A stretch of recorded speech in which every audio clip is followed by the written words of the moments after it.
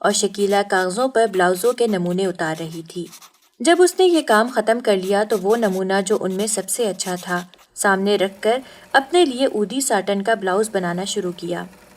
اب رضیہ کو بھی اپنا باجا اور فلمی گانوں کی کاپی چھوڑ کر اس طرف متوجہ ہونا پڑا۔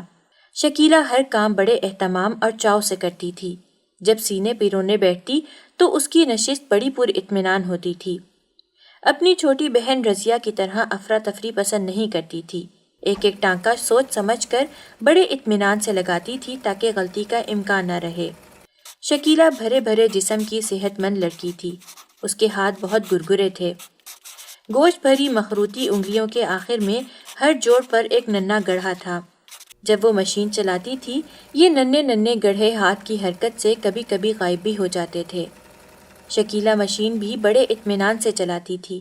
آہستہ آہستہ اس کی 2 یا 3 انگلیاں بڑی رعنائی کے ساتھ مشین کی ہتھی کو گھماتی تھیں۔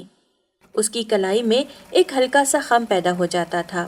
گردن ذرا اس طرف کو جھک جاتی تھی اور بالوں کی ایک لٹ جسے شاید اپنے لیے کوئی مستقل جگہ نہیں ملتی تھی نیچے پھسل آتی تھی۔ شکیلا اپنے کام میں اس قدر منہمک ہوتی تھی کہ وہ اسے ہٹانے یا جمانے کی کوشش نہیں کرتی تھی۔